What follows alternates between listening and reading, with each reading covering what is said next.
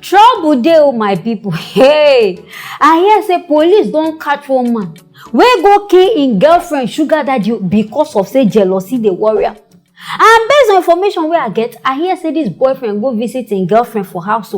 Na there he see this lady with towel for im mind. He say the girl go baff, but as he wan enter, aunty no gree am enter. Aunty say lie. Say she get visitor. He come the business and visitor ke. Who wan be the visitor wey be say you go tie towel? They welcome am. Now there this guy from reason and say na like play. Before brother go enter inside house, go see say na im girlfriend customer. Hey, na im dey saman kwe this girl. Person wey be say they come buy drink for im hand, na im dey give am to this girl. Out of vexation, na this man decide say him go kill this man. Say how this person go dey share im lover. But people wey never watch this one, they can follow me see. Busy or money, iṣẹ́ mo ni mo ń ṣe. Èmi àti girlfriend mi kàyẹn kàfáyà tó. Àjọ ń fẹ́ra. Ó wá di ìjọ́ tí ìṣẹ̀lẹ̀ mo wá pè lórí fóònù bọ̀dá mi. Ó dẹ̀ sọ fún mi pé òun bọ̀ ọmọdé tó bá ń bọ̀ kó bá mi ra petrol 200. Petrol ń fẹ́ dà sí machine. Ló dẹ̀ sọ fún mi pé kò sí owó kankan lọ́wọ́ tètò. Ni mo dẹ̀ wá sọ fún bọ̀dá mi, mo ìsọ̀rọ̀ àjọjókòó náà làwọn dẹ̀ fún mi 500 ní ọwọ́ wọn. Mo wá lọ fi ra epo yẹn. Bàtí mo wá ń lọ lọ́nà tó jẹ́ ajílété ni mo ti lọ ra epo yẹn. Mo wá ní kí n fẹsẹ̀ kan dé ọ̀dọ̀ ẹ̀ pé kí n gbé kájọ máa lọ sí òkè ọ̀dàn. Mo délé ọ̀dọ̀ ẹ̀ ni mo park machine ni mo dẹ̀ bọ́lẹ̀ ni mo bọ́ sí ọ̀dẹ̀dẹ̀. Mo ń bọ́ sí ọ̀dẹ̀dẹ̀ ló jáde láti inú ilé lóró tó wẹ̀ ni mo gbáyà. Ló dẹ̀ ń sọ fún mi pé òun náà lè jù. Gbogbo gbà eré ni èmi pè. Èmi dẹ̀ wọnú ilé. Bàtí mo dẹ̀ wọnú ilé mi ń ríran. Mo dẹ̀ yọ fóònù mi kó nínú àpò. Mo dẹ̀ tàn. Wọ́n dẹ̀ rí ẹni ẹ̀ wọ́n ní ají ẹ̀yìn ni wọ́n dẹ̀ ní ẹ̀ kí ló ṣẹlẹ̀ wọ́n dẹ̀ dìde wọ́n dẹ̀ bù mí so ibi tí wọ́n bù so ni tó gbà tí wọ́n bù so èmi náà á bu ọwọ́ wọn so àwájọ kìtàkìtà àṣubú sí orí bẹ́ẹ̀dì gbogbo gba ẹ girlfriend mi ẹ wá ń béèrè lọ́wọ́ mi pé ó wá ń sọ fún mi pé kí n jọ pé kí n fi wọ́n lẹ̀ ó ń sọ pé ọlá kí n fi wọ́n lẹ̀ tó gbogbo gbà tí wọ́n sọ̀rọ̀ ní láńlọ́ọ̀dù dé ni wọ́n sọ pé kí n filẹ̀ pé tí n bá fi wọ́n lẹ̀ àwọn máa yí ojú dà sí mi ní ara mo dẹ̀ gbọ́ mo dẹ̀ jáde mo dẹ̀ kéèké machine mi padà nígbà tí mo bọ́ síta mo dẹ̀ ń lọ sí òkè ọ̀dọ̀ ó dẹ̀ ń sọ fún mi pé òun máa wá bá mi ní òkè ọ̀dọ̀ mo dẹ̀ ní má wàá bá mi ní òkè ọ̀dọ̀ pé mi ń fẹ́ wàhálà o lèmi dẹ̀ fi lọ sọ gbàtí mo dẹ̀ dókè ọ̀dọ̀ mo ti sọ̀rọ̀ yìí fún àwọn bàbá aládùúgbò yìí pé mo rí nǹkan báyìí bọ̀dá Mutiu àti àwọn bàbá Ṣẹ́gun àti Sàdákà ní sóònù wọn torí wọn jọ ń ṣe ìṣègùn mo sọ fún wọn ni wọ́n dẹ̀ pè wọ́n ní sóònù wọn ká sọ wọ́n dẹ̀ sọ pé ọ̀rọ̀ ò rí bẹ́ẹ̀ níjọ́ yẹn tó mo ìwá gbé wọn jọ́ yẹn tí mo gbé bọ̀dá Mutiu yẹn tàjọ dé ibẹ̀ wọ́n dẹ̀ bọ́lẹ̀ wọ́n dẹ̀ ṣíwájú wọn mo wọ inú ilé mo dẹ̀ sọ fún wọn pé ọ̀rọ̀ tí mo máa ń sọ fún wọn ṣé wọ́n rí àrídájú la fi rí wọn pé wọ́n ti ṣubú sí ilẹ̀ wọ́n wọ ṣòkòtò ní àti ilẹ̀ báyìí dé ibi erékù báyìí ni wọ́n fi ṣubú. Hey, now wow. But ladies too, our own dey our body. You claim say this man na your customer. Say they come buy something. How come customer don't come land on top of your bed? When be say now on top of towel, now na too they do customer on top. But me, I not blame this guy. I feel say na anger, now make can do this kind of one. But the person wey himself na 50 years old man, you self young girl, wetin dey find? If no be say na money, and I sure say no be say this man self carry like that too. Maybe this man just dey give this girl some small chicken change. Where na why? This girl now decide say she won't go to follow this man. But as this man see this old man for the girl, I hear say na there this man vex begin fight. They strangle this man, but he no say as they strangle this man don't pass there die. Before he go rush this man now go hospital, na there nurse talk this one na carry come, the person don already lose hope, the person don't even die totally. Now there the man now come calm down, come realize and say this one wey he do mistake. Or na see why if something like this happening, una suppose dey calm. In fact, no dey even allow anger take. For your peace, just walk out comot, allow the matter go. Because most times, now all those period devil go on, they use say, okay, carry knife, do this one, do that one. Now how wait this man now? Don't use take it this one. Because if say realize, okay, this girl, you suppose even know say this your girlfriend and shower. Because person when they tell you saying get visitor, you can't visit them as a boyfriend. The person still they tell you say she get alejo. You know reason I say I did your alejo. Now shower work. All these check by people and so. Most of all these girls wey say na kparaga they say na so they always say their body self join. And you self are they very sad to say you know if you take care of this girl because you claim say they ask your girlfriend for 200 naira, only 200 naira. Now you as a man, you know, how you expect me this girl even respect you? All this one, John, and why the girl they even cheat on you because she don't look and say, you know, be better man, you know, if you take care of her. But anyway, as this sugar daddy don't die, you don't keep person. So I don't know court case where they will give you. This always be saying they beg. Hopefully the judge go reduce your case because you know, no, do am. Now out of anger, now you take kill him. So just they pray, they ask your God, oh, say make the help this judge, make it touch the judge for heart, make it decline your sentence. Anyways, my viewers, now here I go end them on this story. Make now stay tuned for our next story. Wahala be like bicycle. Hey, I hear say people don't begin enter road, they protest. For United African Bank, that will be UBA Bank. Claiming say this bank just they deduct their money anyhow overnight. Before they go sleep, wake up, almost all their money don't come out from their account. Now they can't go bank, go they complain. I hear say this bank they talk saying that they disturb bank environment, bank atmosphere. I know they understand. On top person money again, honestly they claim rights. For my people who never watch this one, they can follow me see.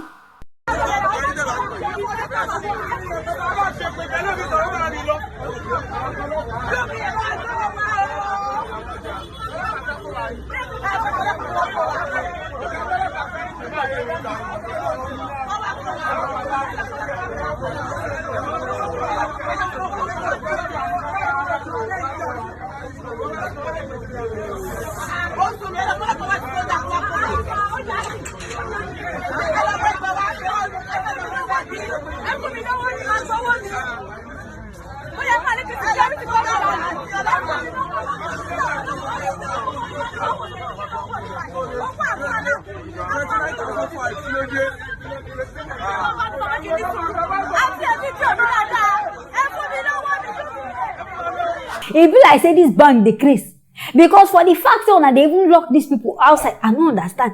Person carry money come put there by himself. Now person come say he won't collect him money back when they talk say they disturb atmosphere. I beg which kind of atmosphere? For me, even they all professional. Because if say na money the person carry come on go open a gate wide, they greet and good afternoon, ma, good afternoon, sir. But now when be say the person won't collect money on don't carry padlock, they chook am for door say the person no go enter. But make we even put that one aside. This whole deputy of a thing, I know to understand. On a sure say no be Yahoo boys they operate for that UBA and banks like this.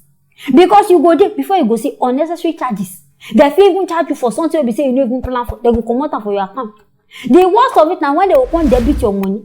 Come go meet them. No even go meet them. Well, it's okay. Maybe their own church man go tell them it's okay. I come out your money, make a return. I swear till thy kingdom come. If you no go this back, go meet them. It's okay. On a command, I say they go let the money go. I don't know be on they do this work. Say on one they thief. I be on they do and say on one they save people money. And you know they okay. A whole 20-something thousand. Now I just deduct from person account just like that. Person salary. Now I just come out like that. And they come they miss. Where be saying I go even calm down, follow them these people talk. Or another reason I'm. Now when they do there, they send security, they make security locked up. As it be last, these people everybody go just collect their money. They will go they put them inside colo. Because if like say bank now, they no even they safe again. If na no someone don't broke, make na talk and make they do GoFundMe for na. Make na use and take sustain on herself. No be someone go they thief people money. They use and they do na own business. They won't ask for the money now when they do shakara. They claim right not to put another person money. So I beg and you be another bank so they do this one. Make na look into this one because people they really vex. Make na no see say the next time now they go carry cutlass and things come they wait in a bank too. Anyways, my viewers, now here I go end them on this matter. Make na stay tuned for our next story. One man don't come out, they seek for justice. After police kill him wife and even he himself will come outside they talk now, they even shoot him gun. And last I still they talk for this night. Not only God go fit save us from the hands of police people. Claiming say him and him family na church that they come from. Now there police stop him and he they tell police say, oh God, this thing where they drive, this keke where they drive. Not be for business purpose now because of say wait, now house we they go. Before we go see you, this man don't carry him gun, shoot him. He no even know say this gun now don't go attack the wife. Now what he land this man now inside this trouble in there. Now person they talk, he no even fit talk well. Even come on work, this man no fit do again. My people never watch this one, You can follow me see. Because I went to feed them from the church. From Ejikbo to Abadanje. And getting to Ejiko bus stop. A sons of policemen throw my Kakamara light. They were just discussing. Suddenly, one of them brought out a gun to hit me. Now, fuck. Now I went to meet them. One ordered me to go. On the process of entering my Kakamara, I didn't know the one was already preparing to shoot. All of a sudden, I heard gunshot behind me. Before I know, my mouth was open, my jaw was open, blood was gushing out. I thought it was only me. The nurse got down to hold myself. The nurse heard the children shouting, "Mommy, mommy, mommy is dying, mommy is dying. Mommy is dying, mommy is dying." And I rushed back to meet my wife. I was even rushing to show her that police that killed me, and now saw her dying, bleeding. The blood was just pumping out from her head. And that's how she died. There was no argument. There was no interrogation. The only thing, all what I know is that one was trying to ask me a question. The other one said, when he discovered that we are family, and asked me to go. The other one that carried the gun to hit me before, none shot. Now wow, see the kind stress and pain wey be say this man dey go through for on top police wahala. No be say even know that this police before. But among everything wey this man talking, na the hospital part na dey vex me pass. Why be say person na go see say they don't shoot am for mouth, the mouth don't open, or na go see they ask for police report? Abeg, person in him right senses go use cutlass cut himself. Because sometimes I no dey understand una.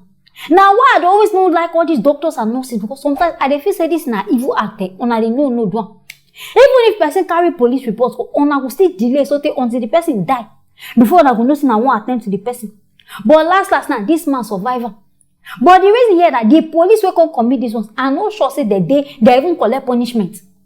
They claim say the Oga of police said they go punish them. Yes, now go punish them. But we no see them these people. She be normal if person keep person, they go carry the person go court, go face the crime. Why be say then this one so be say they can't commit this one on account they hide them. They talk say and go punish them. I no go surprise them and I don't even transfer them. So that these people know can't find this matter. But anyway, this man don't come outside now. They seek for help. Because as he dey, he no fit work again. Hand wey be saying they use to drive the keke, the hand don't destroy. So he no see how he wanted to feed the family again. Now why in the beg on the government? Governor Ambode, sorry, Governor Sanwo-Olu, now you they call him. Say make you come put your mouth inside this matter. Either not to compensate the man, or you find something to do for him. You find something small, give up. Because you know they easy. Police no go just they commit crime, go hide. Then the innocent person will be say he no even know anything. He go come there for one side, they suffer.